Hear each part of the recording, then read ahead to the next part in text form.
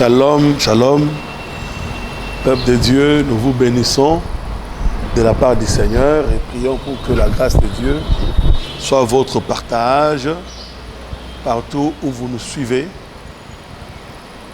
Et nous, le pasteur Bali Georges, le pasteur Jurbat, nous vous apportons la parole du Seigneur, une parole capable de vous bénir et de vous transformer. Dans cette série, nous sommes en train de parler de la culture de la foi. Par culture de la foi, nous entendons l'ensemble de connaissances générales et qui est également spécialisées pour un homme, pour une génération, pour un serviteur de Dieu, pour un enfant de Dieu. Nous devons donc avoir l'ensemble de connaissances.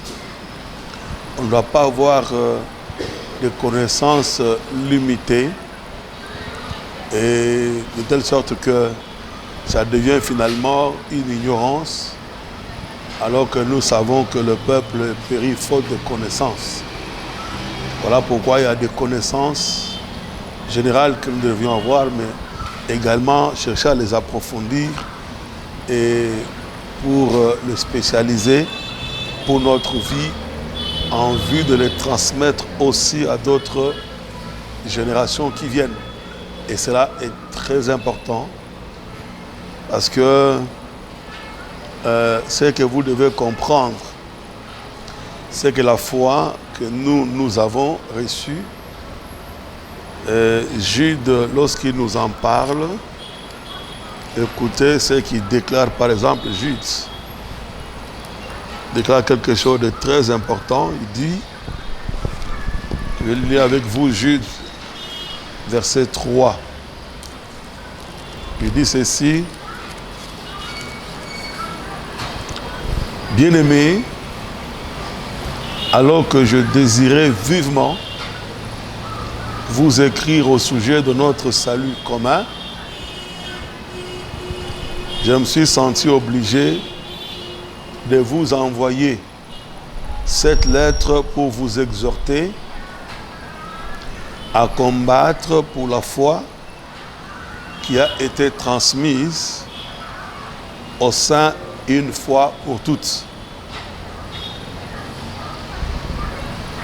Donc Jude dit que pendant qu'il voulait, il avait le désir d'écrire au sujet du salut commun, il s'est senti aussi obligé d'envoyer une lettre pour exhorter les chrétiens à combattre pour la foi.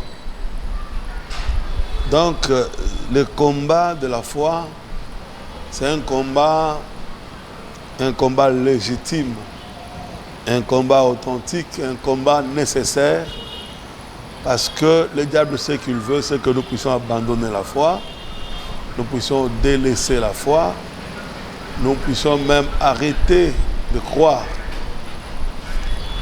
Oui, c'est ça le grand combat que le diable a aujourd'hui contre les chrétiens, contre les enfants de Dieu.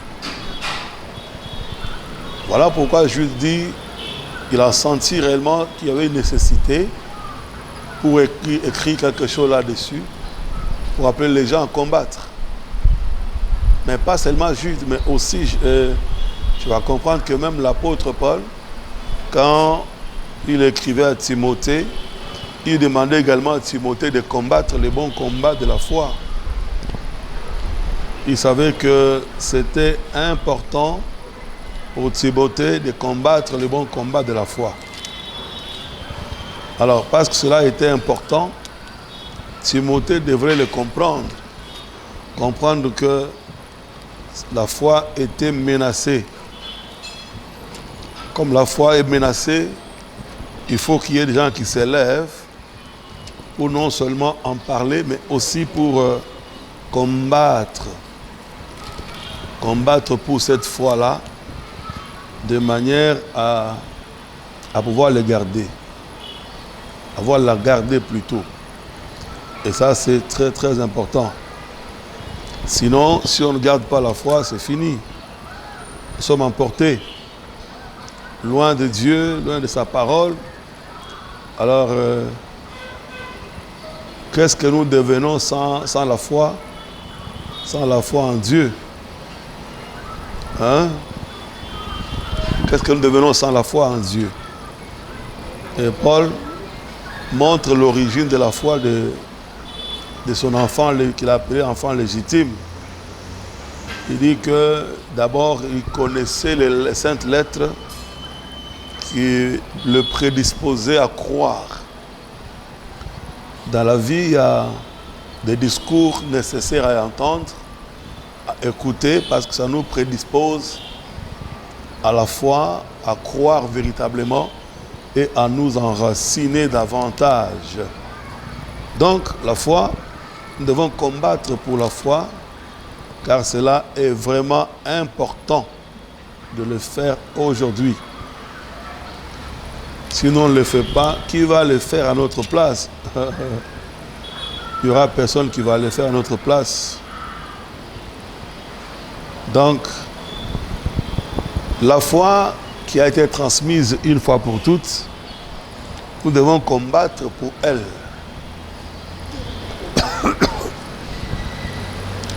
Pourquoi Jude dit-il que c'est la foi a été transmise une fois pour toutes? Parce que pour Jude, il n'y avait rien à ajouter à la foi, rien du tout à ajouter à la foi.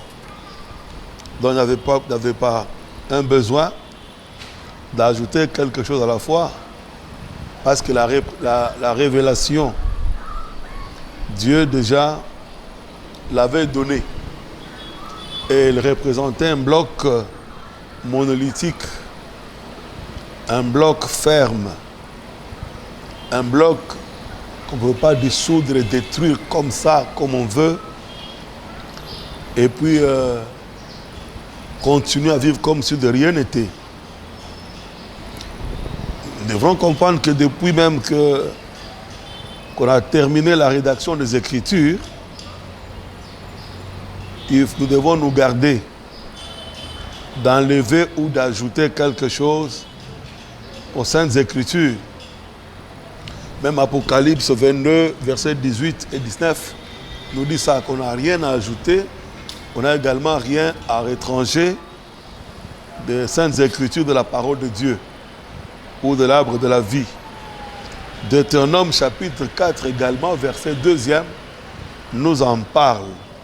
Mais aussi, Deutéronome chapitre 12, verset 32 aussi nous en parle. Même quand vous lisez aussi Proverbe 30, verset 6, vous allez vous rendre compte que nous devons garder le bloc que j'ai appelé monolithique, la révélation de la parole qui nous a été donnée, transmise par les apôtres et les saints prophètes. Nous devons garder cette parole intacte, cette révélation intacte. On ne doit pas tronquer cette parole. On ne doit pas la falsifier. Paul a insisté même auprès de Corinthiens qu'il était inutile de falsifier la parole. Il était difficile de tronquer cette parole. Mais il fallait l'observer et la garder. Pourquoi? Parce que déjà, il devrait comprendre que les Écritures sont complètes. Elles sont suffisantes. Nous n'avons rien à chercher dans nos coutumes, dans nos us et coutumes, dans nos traditions, ou même dans les choses qui se font dans nos familles.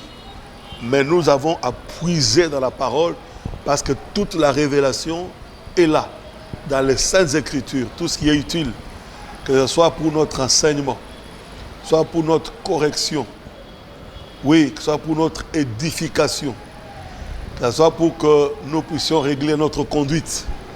Tout est là, dans la parole de Dieu. Même quand vous lisez dans 2 Timothée chapitre 3, versets 16 et 17, mais aussi 2 Pierre chapitre 1er, versets 19 à 21, nous ne devons rien du tout ajouter, parce que cette parole, ces Saintes Écritures comment forment ce que nous appelons la parole inspirée. Toute la parole inspirée est dedans. dans ces saintes écritures. Donc quelqu'un ne peut pas prétendre parler d'une inspiration quelconque pour dire « Moi j'ai reçu l'inspiration ». Si inspiration il y en a, ça doit être conforme à la parole, conforme aux saintes écritures. Le grand combat que nous avons aujourd'hui, c'est le combat contre les hérésies. C'est le combat contre la fausseté que les gens veulent introduire dans l'Église et dans la parole du Seigneur. C'est le combat qu'a combattu l'apôtre Paul partout où il est passé. En face de lui, il y avait des faux apôtres, des faux enseignants, des faux prophètes qui voulaient apporter des histoires dans l'Église pour détruire l'Église du Seigneur. Et il ne s'est pas arrêté à lui-même. Il a exhorté Timothée à combattre lui aussi le bon combat de la foi.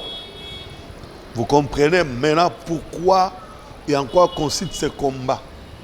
Pour quelle bonne raison? Parce que la parole telle que nous l'avons reçue, c'est ce que j'appelle la foi.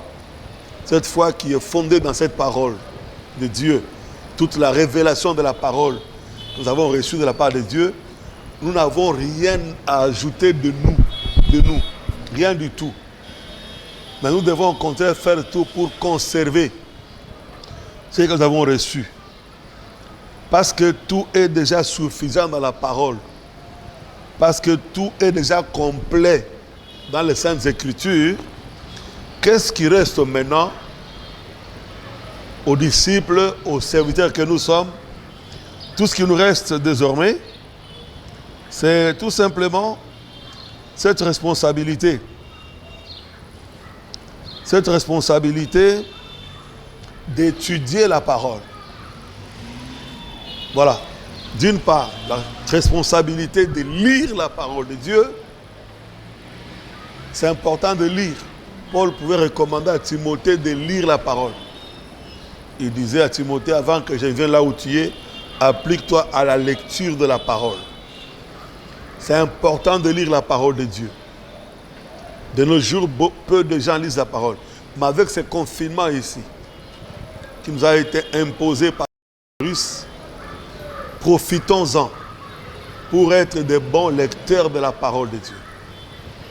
Profitez pour lire de Genèse à l'Apocalypse, pour que vous ayez des connaissances générales, mais aussi que vous puissiez les spécialiser.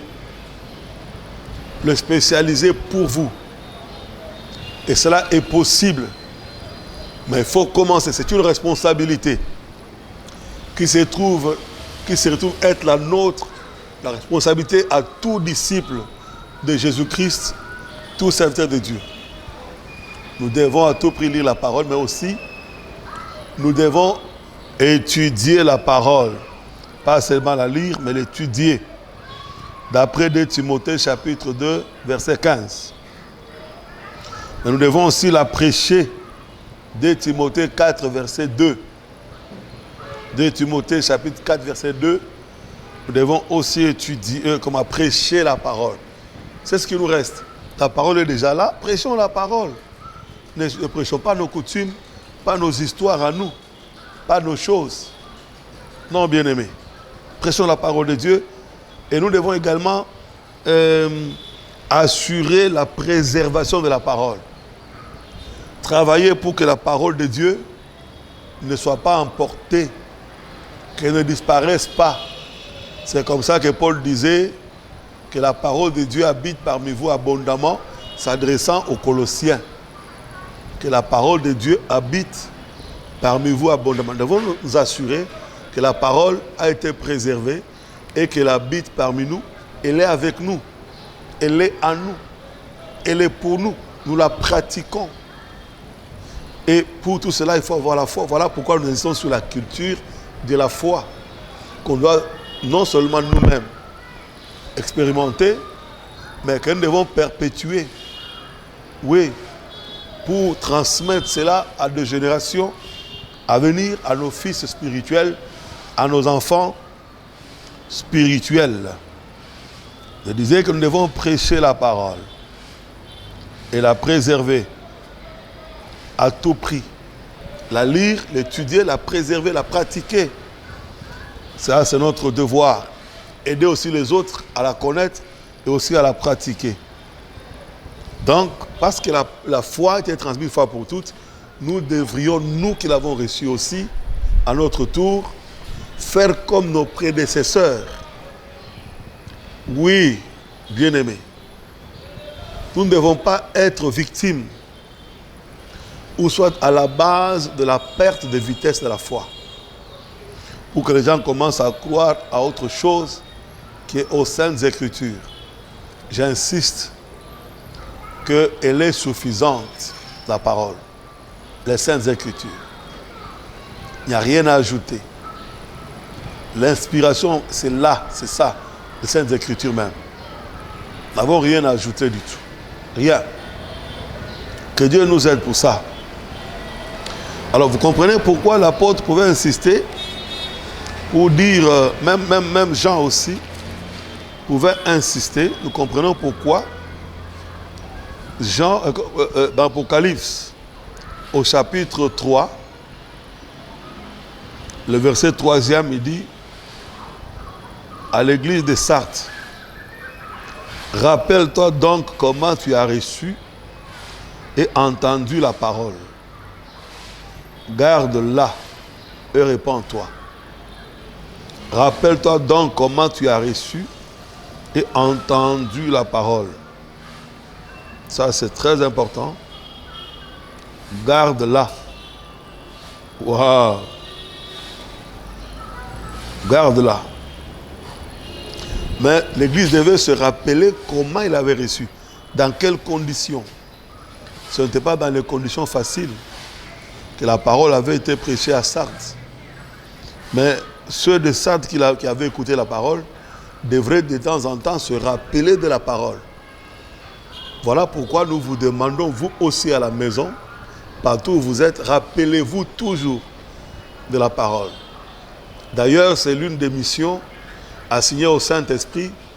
Jésus pouvait dire à ses disciples, quand il viendra, il va vous enseigner toutes choses, mais il va aussi vous rappeler. Il va aussi vous rappeler. Demandez au Saint-Esprit de vous rappeler toujours la parole que vous avez entendue, même il y a 10 ans, ou 20 ans passés, 5 ans passés, peu importe le temps, mais c'est possible que vous puissiez vous rappeler de la parole, parce que comprenez que nous devons tout faire pour garder la culture de la foi. On ne doit pas la détruire. S'il y a des gens qui font tout pour garder leur culture, par rapport aux arts, par exemple, par rapport à leurs habitudes, par rapport à leurs us et coutumes, chaque peuple, chaque nation fait l'effort pour le garder. Mais à combien plus forte raison, nous, enfants de Dieu, nous qui attendons le retour de notre Seigneur et Sauveur Jésus-Christ, devrons-nous faire tout pour garder la culture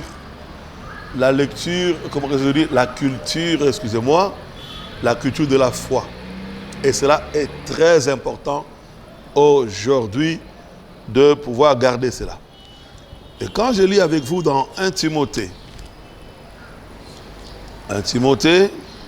chapitre 1er, le verset 2 et 18, la Bible déclare: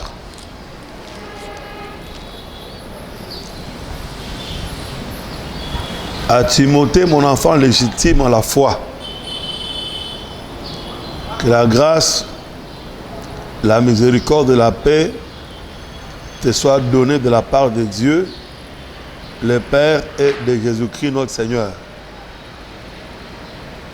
À Timothée, mon enfant légitime. Ça, c'est l'apôtre Paul qui parle. Il nomme Timothée comme étant son enfant légitime. Et ça, c'est très important que de nommer Timothée comme un enfant légitime, c'est-à-dire un enfant authentique. Il n'y a pas eu de tricherie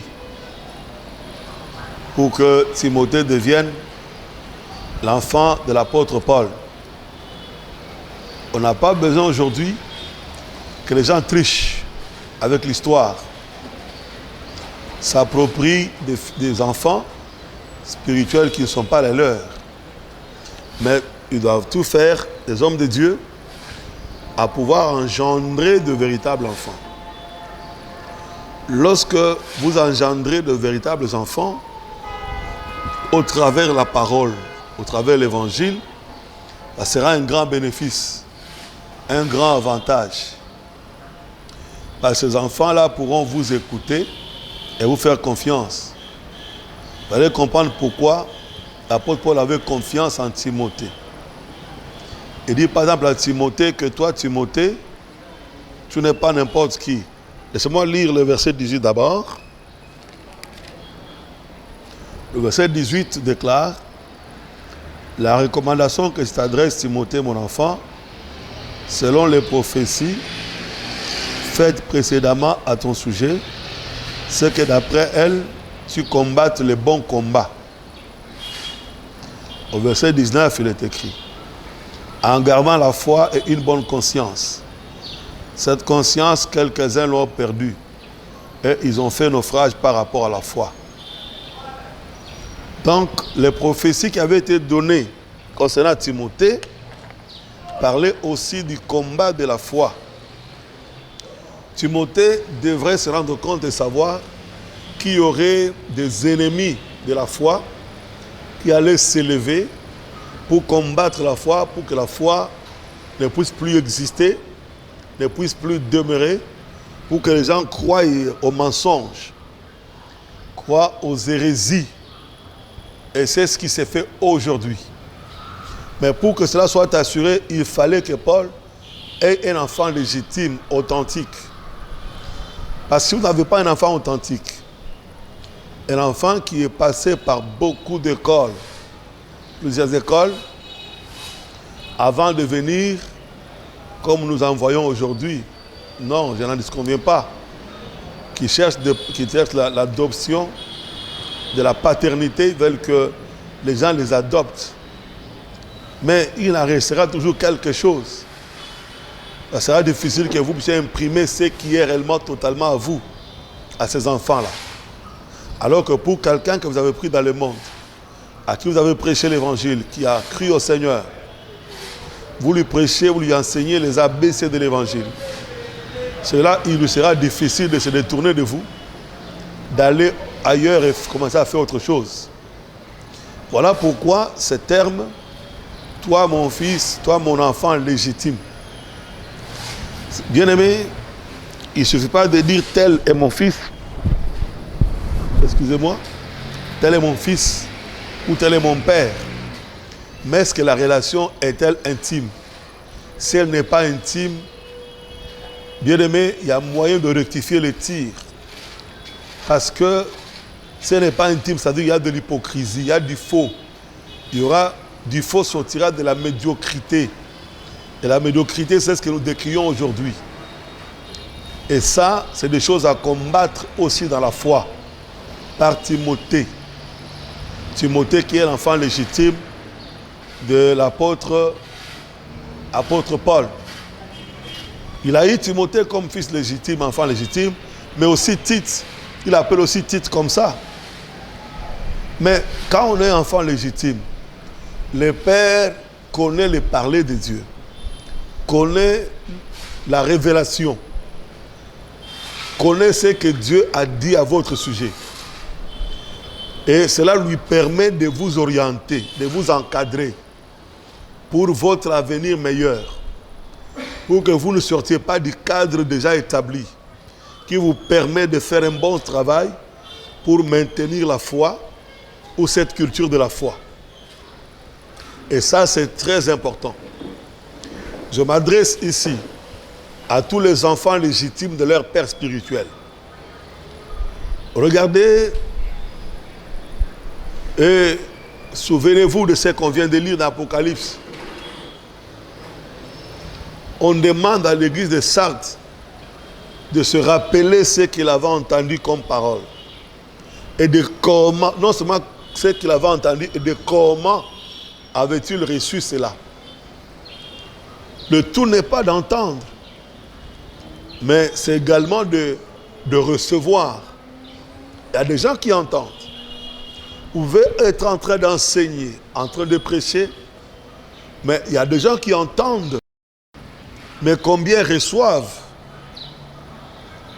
Il y a seulement peu de gens qui reçoivent de leur père spirituel l'enseignement qui est donné. Alors, faute d'avoir reçu bien ce qui a été donné par le père spirituel, conséquence, il va commencer à faire des choses contraires à ce que le père fait, et le fil est coupé, la barre est brisée. Et l'avenir devient sombre, hypothétique. C'est comme ça qu'il y a des générations entières qui sont hypothéquées aujourd'hui. Parce que simplement, les fils ont été coupés du cordon ombilical. Ils ont été coupés de leur père. Ils n'ont plus de bonnes relations. Pourquoi? Parce qu'ils n'ont pas eu de père légitime. Chers serviteurs de Dieu, ne nous contentons pas des flatteurs, des opportunistes, des gens qui ont leurs ambitions cachées, leurs motivations cachées, qui viennent, qui veulent aussi devenir des gens derrière vous.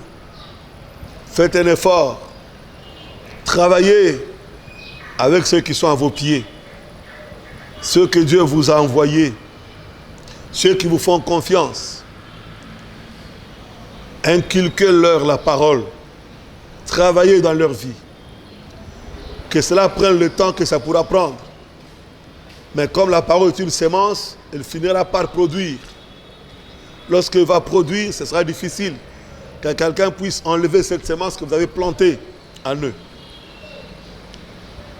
Voilà pourquoi Jésus avait voulu travailler sur ceux qu'il avait appelés, qu'il a appelés disciples. Il a pris le temps de leur enseigner la parole. Nous devons faire un travail de fond, et non seulement un travail de forme, mais un travail de fond aujourd'hui. Il y a des déceptions. Vous avez remarqué que beaucoup de serviteurs de Dieu sont malades. Ils souffrent des problèmes cardiaques, problèmes de tension, à cause de déceptions. Il s'est dit, en tout cas, je n'avais pas imaginé que pareille chose pouvait arriver. Tel fils pouvait me faire ça. Parce que toi, tu as estimé qu'il était ton fils, mais alors qu'il n'était pas un fils légitime. Voilà ce que ça produit. Je ne dis pas que tous ceux-là qui viennent de l'extérieur sont mauvais.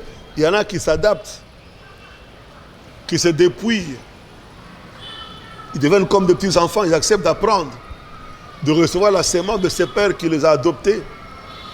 Et demain, ils peuvent devenir meilleurs. On peut compter sur eux, leur faire confiance. Et ça, c'est très important. Sans cela, ça sera difficile. Il faut que Dieu nous aide dans son Église. Je disais que dans Tite, chapitre 1er, verset 4, Paul appelle aussi Tite un fils légitime. Voilà comment il l'appelle, enfant légitime. Mais aussi, j'aime bien vous donner ce verset, 1 Corinthiens chapitre 4, le verset 17, la Bible déclare ceci. Pour cela, je vous ai envoyé Timothée, qui est mon enfant bien-aimé et fidèle. Dans le Seigneur, il vous rappellera quelles sont mes voies en Christ. Quelle est la manière dont j'enseigne partout dans toutes les églises. Timothée avait une mission importante et noble. L'apôtre d'abord, il dit à l'église de Corinthe, il promet de leur envoyer Timothée, mais Timothée qu'il a envoyé n'était pas n'importe qui. Il y a des gens, des fils qui cherchent des recommandations, des pères, vers les amis du père, les églises sœurs, ainsi de suite. Mais le père ne peut envoyer n'importe qui.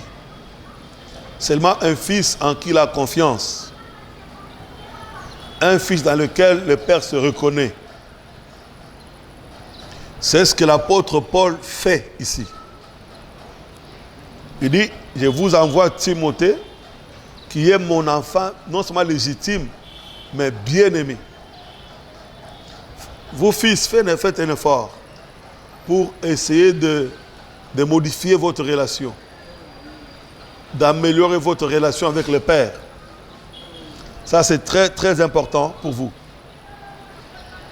Sinon, ça ne va rien vous apporter. Il dit, mon fils bien-aimé, bien-aimé, mais mon fils fidèle. Aujourd'hui, on a besoin de jeunes gens, de frères, de sœurs qui sont fidèles à leur père, à leur pasteur. Tous ceux qui sont fidèles, ils finissent par bénéficier de l'amour de leur père, de la considération, de la confiance. Et quelquefois, ça suscite de jalousie. Il est le bien-aimé Timothée, mais aussi fidèle dans le Seigneur. Paul dit, quand il viendra chez vous, il va vous rappeler quelles sont mes voies en Christ. Un fils devra connaître le voie de son père, de comment son père marche, de comment son père se conduit, comme ligne de conduite à donner aux autres dans la culture de la foi, à communiquer aux autres, à influencer les autres. Il y a des gens qui sont avec le Père, mais ils ne connaissent pas les voies du Père. Ils ne suivent pas. Ils ne sont pas attentionnés. Et ça, c'est dommage. Deuxième chose, il dit, quelle est la manière dont j'enseigne partout, dans toutes les églises. Donc, Timothée devait dire à l'église de Corinthe, regardez, la manière d'enseigner de notre Père. Notre Père, il enseigne de telle et de telle manière. Il enseigne telle et telle chose dans son enseignement. Pour que les gens suivent le modèle de l'enseignement du Père. Les fils devront suivre le modèle de l'enseignement du Père. Et cette relation va bénir le Fils et le Père, et le Fils sera couvert par... Il aura la couverture spirituelle. Il sera protégé. Sinon, il sera exposé. Et il va sombrer finalement et finira par sécher. Et ça, c'est des choses très importantes pour que nous puissions, dans ce domaine de la culture de la foi, la perpétuer. Il faut entendre le Père, il faut connaître les voies du Père, mais il faut aussi connaître sa manière d'enseigner, sa façon d'exercer, de travailler, d'œuvrer. Quand tu le découvres, tu vas aussi le communiquer aux autres. Lorsque tu seras éloigné, soit pour l'implantation, soit pour une mission évangélique, soit dans un voyage personnel, partout où tu iras, tu ne vas pas changer d'enseignement. Tu ne vas pas faire les choses que tu n'as pas vu le Père faire. Jésus avait raison, il disait, ce que je vous dis, c'est ce que j'ai vu auprès de mon Père. C'est ce que je vous donne. Et faites un effort vous aussi pour faire la même chose. Et ça va beaucoup vous bénir. Et quand, par exemple, Timothée, Paul est en train de lui parler, quand il envoie, il est très sûr de ce monsieur Timothée. Il sait qu'il ne va pas le trahir, parce qu'il y a des trahisons aujourd'hui. Des trahisons terribles parmi les chrétiens. Voilà pourquoi il dit, dans 2 Timothée chapitre 2, verset 2e, il dit, et ce que tu as entendu de moi en présence de beaucoup de témoins, confie-le à des hommes fidèles, qui soit capable de l'enseigner aussi à d'autres. Vous voyez, la préservation de la foi, mais également sa propagation. Nous devons savoir la propager, la mener aussi plus loin que nous, que chez nous. Et ça va beaucoup bénir d'autres vies. Mon Dieu, que cette parole trouve de la place, que cet enseignement modifie les habitudes, les comportements, mais également la façon de rendre ministère. Dans la vie de ceux-là, ils commencent à faire des histoires d'après eux. Ça ne va pas vous bénir, cher ami. Retournez auprès du Père. Rappelez-vous ce que vous avez entendu et comment vous l'avez reçu. Faites la même chose là où vous êtes, parce que nous avons besoin de garder la culture de la foi. La culture de la foi, la tradition de la foi doit être conservée. Parce que la foi nous a été transmise une seule fois pour toutes. Une seule fois pour toutes. J'ai dit une seule fois pour toutes. Ça, j'aime. Pas deux fois, mais une seule fois pour toutes. Il n'y a rien à ajouter à cela. Rien du tout à ajouter. Rien. Mon Dieu. Parce qu'il n'y a rien à ajouter, alors il faut déjà être à mesure de nous rappeler, de garder. Je dis, nous avons pour mission faire tout pour garder la culture de la foi, la tradition de cette foi. La foi doit être transmise une fois pour toutes. Voilà pourquoi nous devons combattre en faveur de cette foi-là. Quand il parle de la foi, j'ai dit, il s'agit des saintes écritures, de la parole qui nous a été transmise. Et toute cette révélation, ça constitue tout un bloc. Nous n'avons rien à ajouter, rien à retrancher. On n'a pas le droit à tronquer la parole, ni à la falsifier à notre bon gré. Non, Seigneur, aide ton peuple, aide tes serviteurs. Faisons comme Timothée qui avait joui de la confiance de son père spirituel, parce qu'il est un fils légitime. Nous, serviteurs de Dieu, le Père, travaillons pour avoir des fils légitimes, authentiques. Et ceux qui viennent nous solliciter doivent être prêts à déposer tout ce qu'ils avaient comme connaissance pour recevoir ce qui est de nous, ce qui est de vous. De la part du Seigneur, bien sûr. La parole pure, ainsi la foi sera conservée. Sera conservée de toutes sortes de mélanges que nous voyons aujourd'hui. Que Dieu bénisse tous ceux qui nous ont suivis. Oui, vous pouvez nous suivre sur Facebook. Si vous tapez Jorbat Era, vous allez nous suivre. Sur YouTube, tapez Era TV. Vous pouvez nous appeler par WhatsApp, par ce numéro, plus 243 998 329 938. Je disais plus 243 998 329 938. C'était votre humble serviteur, le pasteur Jorbat, de l'église Les Rochers d'Âge en Âge, en sigle ERA, qui se trouve à Kinshasa, dans la commune de Kasavubu, en face de la station Monamboka, couleur orange, en Soficom et Smicom, en état de vitré. Je suis à votre entière disposition. Besoin de prière, question de connaissance, d'éclaircissement. Nous sommes à votre entière disposition. Soit pour les conférences, nous sommes là pour vous. Que Dieu vous bénisse. À bientôt. Ciao.